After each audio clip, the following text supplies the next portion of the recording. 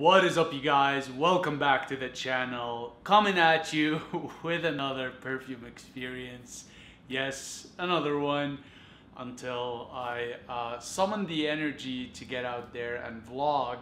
I've got another perfume experience for you, and today's perfume experience is actually for, surprisingly to me, discontinued perfume. So this perfume was initially released in 2005, and unfortunately it got discontinued. I don't know why, because it's such a fantastic perfume. I'm going through my second bottle now, and I've had it for over a decade now. But anyways, without a further ado, today's perfume is Silver Shadow Davidoff, the Pure Blend Eau de Toilette. And let me show you what the bottle looks like. So this is what we're looking at bottle wise from the front. Side profile with the juice color. The back of it. The bottom. Let me just focus that for you guys. And the top. And again, from profile, just one more time. Okay, so this is one of my favorite formal perfumes. And what I mean by formal is this is the kind of perfume that you put on a suit.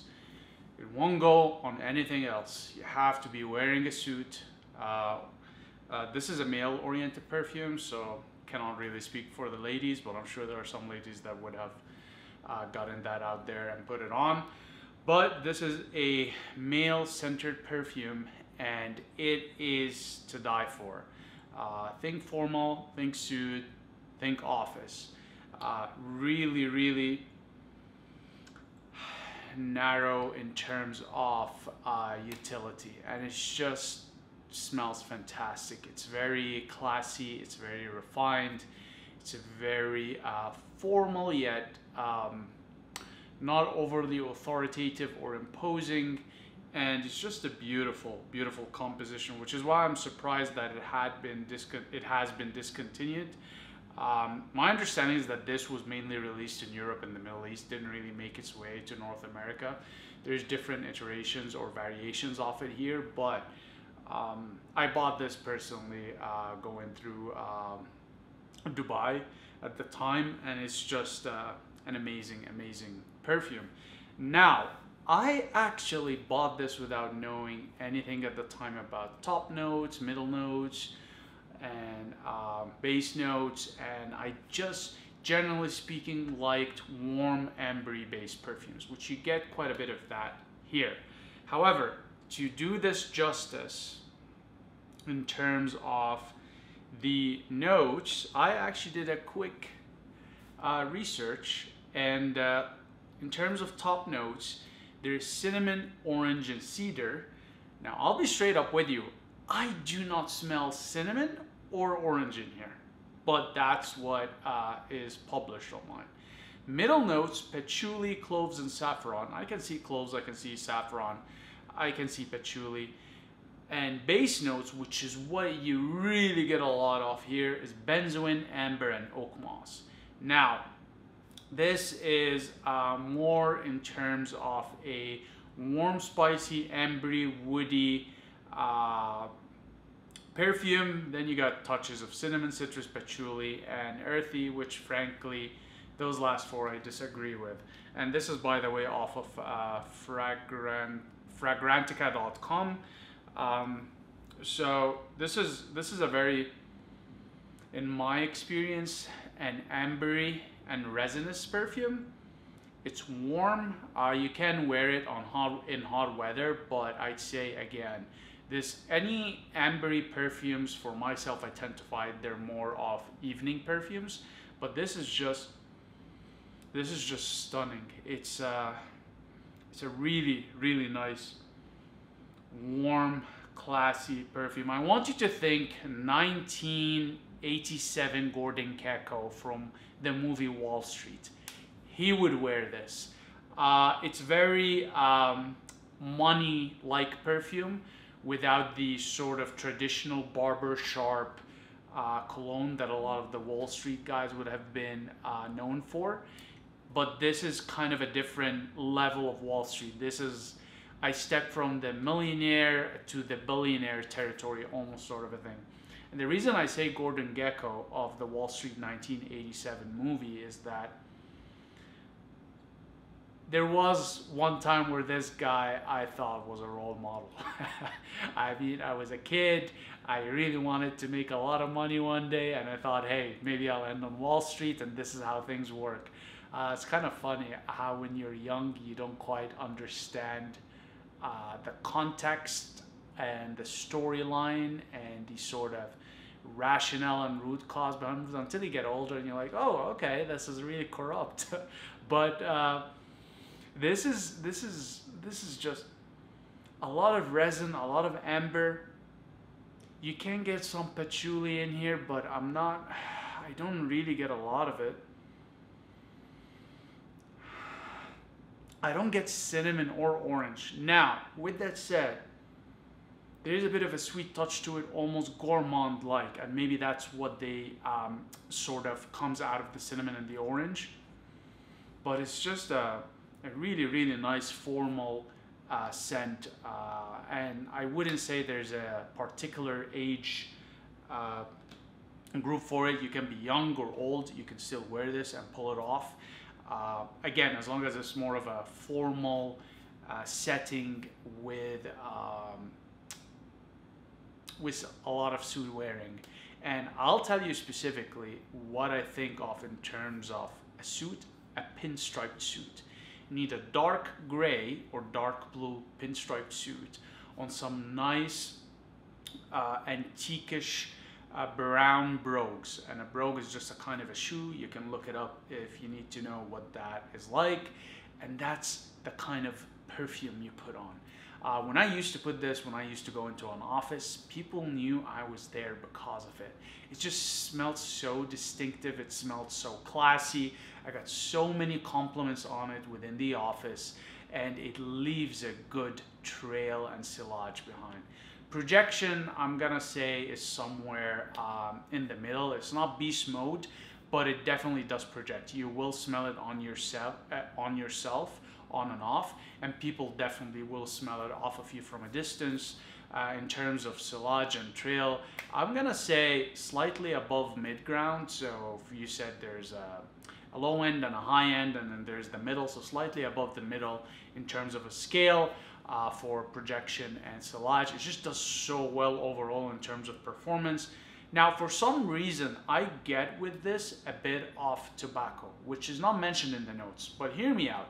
It's not cigarette tobacco, it is cigar tobacco. And there are some cigars out there that tend to be more on the creamy side when it comes to the taste and note of the tobacco within them. So this is what I get here, a creamy cigar, not necessarily even the smoke, but the taste as you inhale in. And I love this note. It's why for me it seems very sophisticated and classy.